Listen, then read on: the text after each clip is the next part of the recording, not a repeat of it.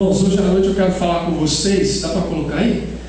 Quero falar com vocês sobre quando a aprovação e a rebelião se transformam em superação e celebração. Vamos falar juntos? Vamos lá? Quando a aprovação e a rebelião se transformam em superação e celebração. Mais uma vez, mais forte, vamos lá? Quando a aprovação e a rebelião se transformam em superação e celebração. Olha, esse texto é extraordinário, porque ele fala da história de Israel, e o apóstolo Paulo diz assim, que tudo que foi escrito para o nosso ensino, para que por meio da escritura nós sejamos consolados, edificados, e Deus opere as suas maravilhas na nossa vida. E eu queria destacar algumas coisas na introdução da minha palavra com vocês, baseado no texto que nós lemos.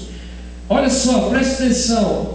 A primeira coisa que nós observamos nesse texto, de maneira geral, é uma experiência extremamente pedagógica da história de Israel para nós. Uma experiência singular e totalmente pedagógica para mim e para você. Por quê? Primeiro, é uma única história com 2 episódios. Você observou uma única história no capítulo 17 com 2 episódios. A história é a história de um povo que sai do cativeiro no Egito, depois de 430 anos, está sendo conduzido para a terra prometida, a terra que mana leite e mel. E o que acontece? 2 episódios. O primeiro é a aprovação, é o massá, é quando o povo se rebela contra Deus, é o meribá, a rebelião, o primeiro episódio. O segundo episódio é a superação, é o contrário disso.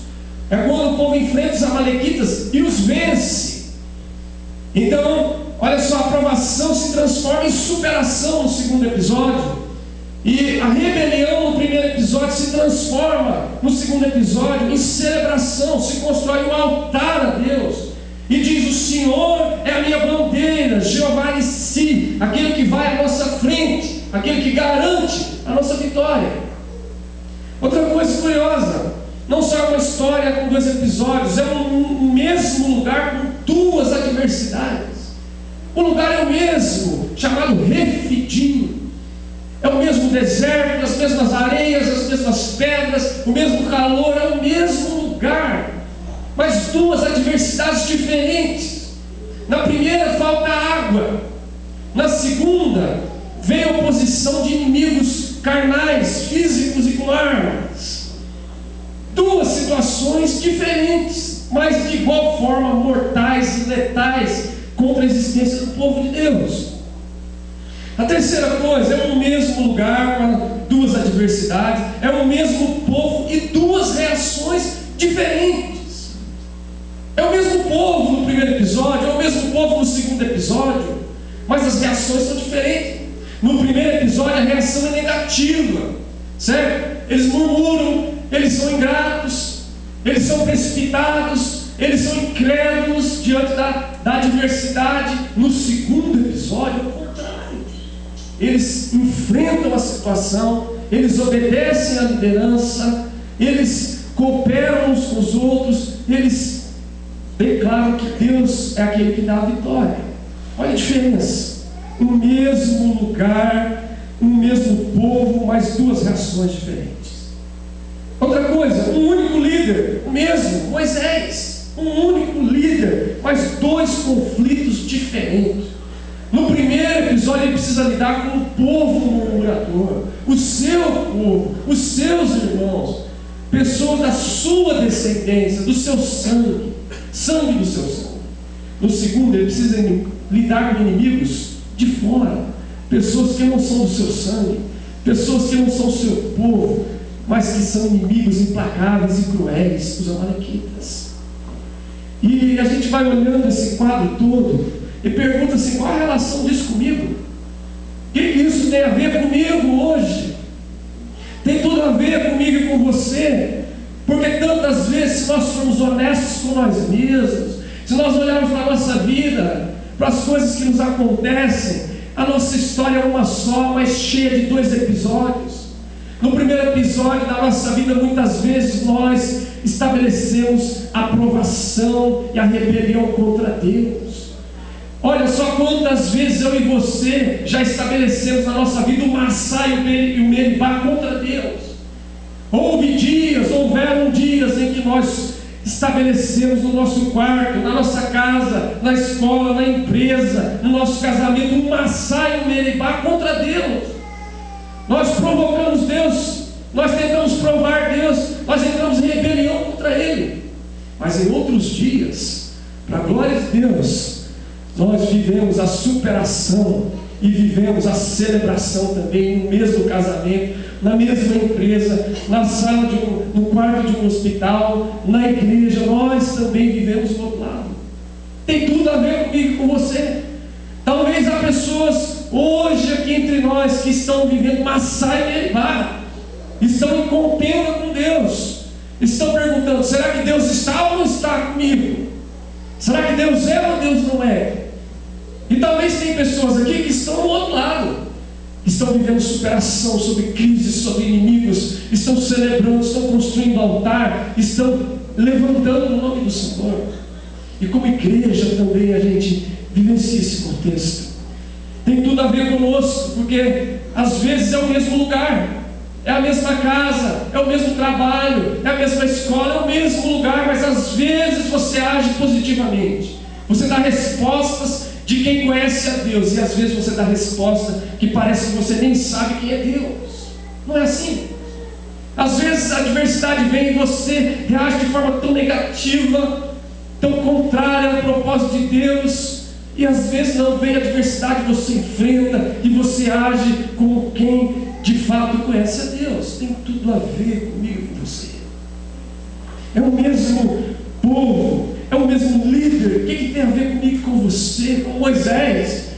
Às vezes lidamos com pessoas ruins, difíceis, pessoas difíceis dentro da nossa casa, pessoas difíceis no nosso casamento, pessoas difíceis na nossa família, pessoas difíceis do meu pai, a minha mãe, o meu irmão, o meu filho, a minha filha, a minha esposa, o meu esposo. Difíceis. E às vezes são pessoas de fora. Não é pai, não é mãe, não é irmão, não é filho, não é primo, é alguém que eu nem sei quem é, não sei o endereço, não sei onde mora, mas eu tenho que lidar com essa pessoa difícil. Acontece isso comigo, com você também. Mesma coisa. A mesma coisa. Tem tudo a ver comigo e com você. A questão é que se nós agimos de maneira negativa, como o povo agiu, nós vamos só viver a aprovação e a rebelião contra Deus. Mas o projeto de Deus é transformar isso em superação e celebração para a glória do seu nome. Amém? Deus tem um projeto de transformar a aprovação e a rebelião contra Ele em superação e celebração da nossa vida a favor dEle, para a glória do seu nome. Amém? Amém. Agora, você vai perguntar: então qual é o X da questão nessa situação? Qual é o X da questão? Para que essa aprovação, essa rebelião se transforme em superação na minha vida, em celebração na minha vida. Para que eu não seja como o povo no primeiro episódio, mas para que eu seja como o povo de Deus no segundo episódio. Eu quero destacar 4 lições aqui para a gente levar. O X da questão é, em primeiro lugar, o X da questão não é o lugar onde nós estamos, mas é a disposição de coração que nós temos. Vamos ler isso? O X da questão qual é? Não é o lugar aonde estamos, mas a disposição de coração que temos. Não é o lugar onde você está. Aí você pensa: é o lugar que eu moro, é aquele bairro onde eu moro. Ah, Senhor, é onde eu nasci, aquele lugar, por isso que as coisas estão assim. Ah, Senhor, é aquele lugar onde eu trabalho, que se o Senhor mudar de trabalho, vai mudar a situação. É aquela escola onde eu estudo, se o Senhor tirar daquela escola e pôr outra, vai mudar. Talvez, né? Quem sabe, há situações que sim. Mas geralmente quando a gente faz essa análise, só essa análise, a gente esquece de olhar qual é a disposição do coração. A questão deles não era o lugar onde eles estavam, era a disposição que eles tinham no coração. Porque as duas coisas aconteceram no mesmo lugar, no mesmo deserto, com as mesmas pedras, com a mesma areia, com o mesmo sol, no mesmo lugar aconteceu. E o que mudou? Qual foi a diferença? em eles agir com rebelião, com provação com Deus, e agir com superação, e agir com celebração, a disposição do coração. Entende? Meu irmão, minha irmã, Deus está falando com você hoje. Talvez não é o lugar onde você está, talvez é a disposição do teu coração que precisa ser revista. Por que eu posso dizer isso? José foi mandado para o Egito, vendido como escravo, foi servo de Potifar, mas a disposição do coração dele era trabalhar para Potifar, e fez o melhor, e Deus abençoava onde ele punha a mão.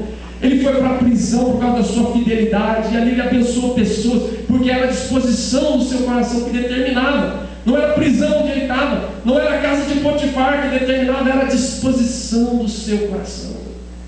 Daniel e seus amigos foram para o cativeiro babilônico, sabe? Foram prisioneiros de guerra, jovenzinhos, moços. Qual foi a disposição do coração deles? Num país estrangeiro, prisioneiros de guerra. Qual foi? Eles decidiram não se contaminar, eles decidiram ser íntegros, decidiram ser fiéis, e Deus fez coisas extraordinárias por meio da vida deles, porque não era o lugar, era a disposição do coração.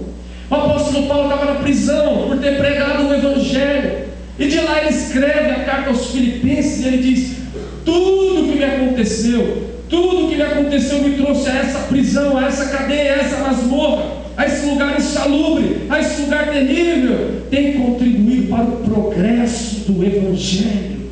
E aí ele escreve para quem está de fora e diz: alegrai-vos no Senhor, tudo posso naquele que me fortalece. Alguém que está dentro da cadeia, preso injustamente por causa do Evangelho, dizendo isso. Não é um lugar que determina as coisas, é a disposição do nosso coração.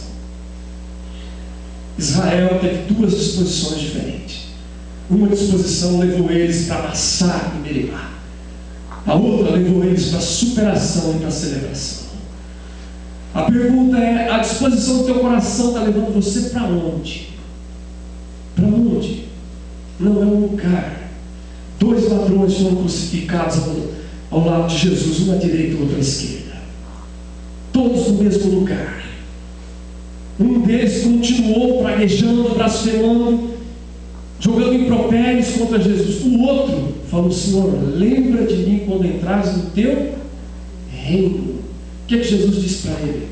Hoje mesmo estarás comigo no paraíso. Não é um lugar onde nós estamos, e a priori não é um lugar, é a disposição de coração que nós temos.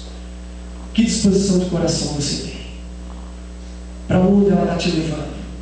Está construindo Massá e Meribá, ou está construindo superação e celebração? É isso que Deus quer que você pense hoje. A segunda lição, o X da questão, não é as adversidades que enfrentamos, mas as atitudes que tomamos. Vamos ler isso? Vamos lá? Não é as adversidades que enfrentamos, mas as atitudes que tomamos. Adversidade nós sempre vamos enfrentar, meus irmãos. Jesus disse: no mundo vocês terão aflições, mas tem o quê? Bom ânimo, tem uma atitude. Tem uma atitude, porque eu venci o mundo. No caso deles é a mesma coisa. O que é pior? É faltar água ou é ter um inimigo armado? O que é mais letal? É faltar água, você não ter água para você, para sua família, para os seus filhos, ou é um inimigo tentando matar você? As duas coisas são letais. As duas coisas traziam perigo à vida e à existência daquele povo. É a mesma coisa, é a diversidade.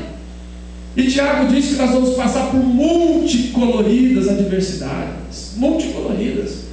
Adversidades rosas, mais leves, adversidades cinzas, adversidades escuras, adversidades verdes, palmeirenses, adversidade de todas as cores. A questão é que nós precisamos entender que não são as adversidades que enfrentamos, mas as atitudes que nós tomamos. Na primeira